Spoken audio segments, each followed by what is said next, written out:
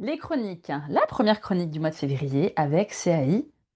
Astrid Natran, bonjour. Comme vous savez, je me plais à vous partager les moments, les passages sulfureux, piquants ou parfois assez émotifs en lien avec la communication animale intuitive. Alors, je vous ai fait un petit condensé de ces 2 dernières semaines pour pouvoir toujours nous faire prendre conscience en fait de l'ouverture, de toutes les émotions, de tout ce qui peut traverser les animaux, car c'est très important que nous puissions abandonner cette vision très anthropocentrique parfois vers quelque chose bien, de beaucoup plus réaliste. Alors, j'ai travaillé dernièrement sur une demoiselle, donc un border collie, qui avait tendance à faire de l'hyperattachement et qui suivait sa maîtresse absolument tout le temps, tout le temps, tout le temps, partout, suite à différents deuils en fait, hein, qu'elle n'avait pas traités, notamment. Donc une fois le travail fait, donc l'idée était de savoir où est-ce qu'elle en était par rapport à toutes ces situations-là, en lui demandant si elle allait continuer en fait à être l'ombre de sa propriétaire, si je puis dire. Ah mais non, ah non, non, mais c'est bon, ça m'énerve, hein. Puis bon, j'ai sacrément mieux à faire, hein, honnêtement.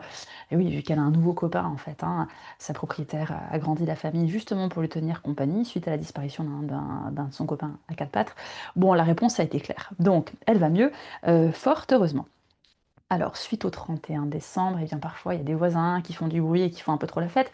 Et bien j'ai un jeune garçon, un magnifique braque en fait, qui lui s'est mis un peu à dévisser. Et puis dès que ses propriétaires partaient, il hurlait à la mort. Donc pour lui faire prendre conscience aussi, hein, donc de sa posture, je l'ai un peu mis en projection inversée en lui expliquant si ça se passait comme ça, comment tu réagirais si tu avais un chien dans le voisinage qui faisait caboyer. Ah non, mais ça serait l'horreur. Ah non, mais attends, moi ça je l'ai déjà vécu, hein.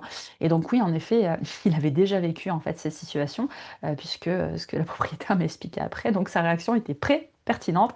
Il avait parfaitement conscience de ce que ça impactait pour les voisins, en plus en appartement. Alors, dans les déménagements, eh bien, voilà, de temps en temps, j'interviens sur les déménagements pour prévenir en fait de futurs cadres et puis pour éviter qu'ils stressent avant le déménagement justement. Donc, j'ai eu l'occasion de travailler sur Lilou, hein, donc une Maine Coon magnifique de la famille, qui présente quelques difficultés d'acceptation par rapport à l'autre chien de la famille qui s'appelle Rio, qui est un magnifique Spitz, qui voilà, serait un peu plus enclin à avoir un rapport avec elle, mais elle est à sa distance et a tendance quand même à lui cracher dessus dès qu'elle le voit.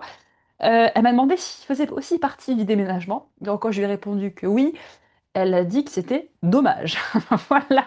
Donc bon, alors, ils seront jamais copains, enfin surtout elle en tout cas, mais ça va beaucoup mieux, ils arrivent à vivre ensemble, mais il est clair qu'elle aurait préféré qu'ils viennent pas. Bon, heureusement, quand on déménage, on amène tout le monde, même si c'est pas du goût de tout le monde.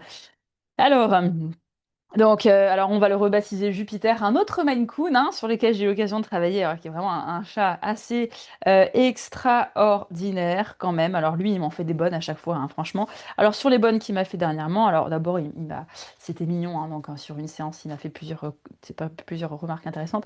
Donc la première, c'était qu'il sentait bien que sa propriétaire était un petit peu stressée actuellement. Il a demandé comment est-ce qu'il était possible de l'aider. Donc j'ai trouvé ça assez excellent. Et puis, monsieur souffrait d'un problème de côlon irritable, enfin de syndrome chronique en fait, d'intestin irrité. Donc il a été opéré, et cetera, et cetera.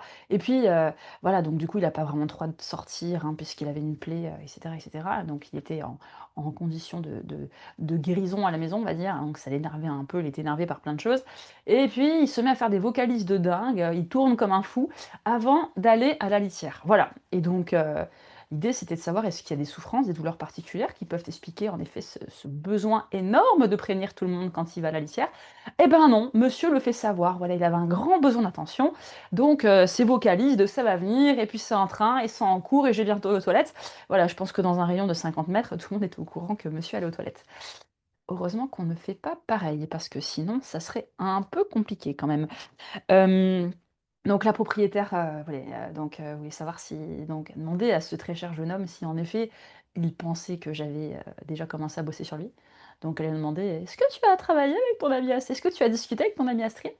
Il l'a regardé, il a levé les oreilles, il est allé s'asseoir sur elle d'un air très fier et il s'est assis. Donc elle en a conclu que c'était un oui. Voilà, donc c'est assez incroyable, hein. D'ailleurs, il s'invite à chaque fois, en fait, hein, en général, à l'entretien avant la séance et puis au moment du débrief, alors que souvent les propriétaires disent mais il fait jamais ça. Mais oui, mais on parle d'eux, donc c'est normal qu'ils viennent se joindre à nous. Alors, donc j'ai eu l'occasion de travailler sur un magnifique. Alors lui aussi, il aurait pu être en tout cas le format d'un magnifique Maine Coon. Plume. Alors oui, Plume, 5 mois, 5 kilos. Voilà. Donc quand l'assistante vété donc le but de l'opération, c'était de le préparer justement à la cage de transport, chose qui a apparemment très, très bien réussi. Même, l'équipe vétérinaire n'en venait pas, il est rentré et sorti comme ça de la cage de transport, alors qu'avant c'était un peu plus comme ça et donc l'assistante vétérinaire quand elle a demandé: «Mais c'est bien Plume ça?» Oui». «Non mais vous êtes vraiment sûr que c'est Plume le chat?» «Oui». «Ah! Ah non parce que il est grand quand même». «Oui, oui, mais il s'appelle Plume». Donc voilà, j'avais trouvé que c'était très, très, très, très, très drôle. Alors, dans la transition, donc Monsieur Plume est un peu brutal. Voilà, c'est vrai que pour une plume de plomb, je ne sais pas, il est un peu style un peu bipède, quoi, un peu rentre dedans, donc avec les copines avec lesquelles il vit. Donc voilà, un travail va être bientôt fait à ce sujet pour qu'il ait un peu plus les codes félins, parce que le pauvre a été, voilà, il était séparé de sa maman très, très, très, très tôt, était un peu abandonné dans la rue. Et donc, comme dit sa copine Réglisse, donc j'expliquais qu'il était jeune, qu'elles, elles sont plutôt du côté gériatrie déjà, et que lui, c'est un véritable rugbyman qui va dans tous les sens et qui crie et qui tape, et puis il y va, et puis voilà. Il use de toutes ses forces et bah, tu sais, il est en cours d'apprentissage, il est petit, hein, il n'a pas les codes félins. Ah ouais, non, mais ça, on avait remarqué hein, qu'il n'a pas les codes félins, hein, vu comment il se comporte.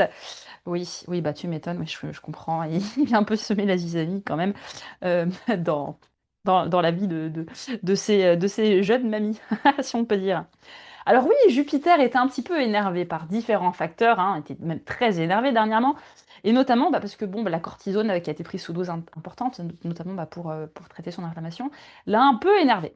Donc parmi tous les éléments déclencheurs de son énervement et de sa colère, à un point de s'en retourner contre sa propriétaire et de la mordre de façon pas très gentille quand même, tellement il saturait émotionnellement, bien lui est expliqué donc voilà pourquoi le pourquoi du comment, bah, quels étaient les différents éléments déclencheurs, hein, activateurs de cet état de colère intense intérieure.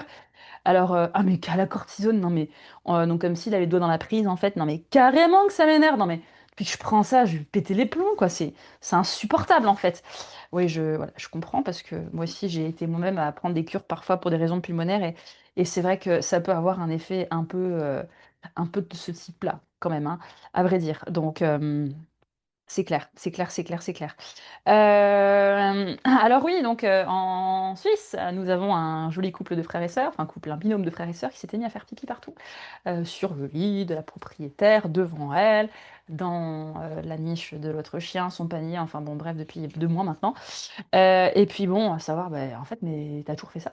Bah non. Bah non, bah en fait avant j'avais pas besoin, donc je le faisais pas. Et là je suis pas content. Voilà, en gros c'était le bureau des réclamations. Moi je suis pas content à cause de ça, ça, ça, ça, ça. Donc je le dis quoi. Donc je fais pipi à côté. Voilà. Donc avant non, bah il n'y avait pas besoin, bah maintenant voilà, si. Moi je le dis quand ça va pas, donc voilà, je le dis. Oui, donc fort heureusement, voilà, ce problème a été réglé, monsieur va mieux. Il est beaucoup plus calme et il a arrêté de faire pipi partout. C'est plus simple, hein. Alors oui, donc Monsieur Jupiter aussi a mis en place un système de communication très à part à lui, donc tout est très codé dans son monde, hein.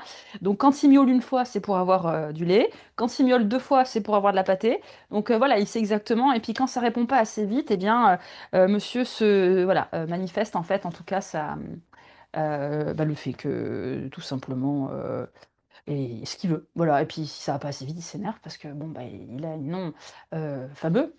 Donc forcément, voilà, il est un peu le centre de plein de choses, quoi. Tu m'étonnes. Hem Et alors dans les derniers cas aussi que j'ai pu, puisqu'on a souvent, bah, parfois il y a des problèmes de cohabitation, dès qu'il y a un nouveau chat qui arrive dans la maison, un nouveau chaton, un nouveau chiot, enfin, ça vient perturber les uns les autres et parfois ça peut donner lieu à des quelques petits problèmes. Donc il faut venir avec le drapeau blanc, aller travailler sur, bah, le postulant agresseur, si on peut dire, pour faire en sorte que les choses aillent mieux. Et c'était marrant parce qu'en fait, j'ai travaillé sur un chat, donc un papy, face à l'arrivée d'un petit chiot, d'une bergère australienne, enfin un berger australien, hein, ouais, dès qu'il la voyait, il donnait des coups de patte et des griffes et cetera, autant pour dire. Et donc au départ, en fait, c'était: «Ah non mais jamais de la vie, non mais en fait, jamais de la vie je vais l'accepter, c'est pas possible». Et puis au fur et à mesure du travail, eh bien voilà, maintenant il arrive à l'ignorer et à la regarder, l'observer pour découvrir, ce que c'est qu'un chien. Voilà.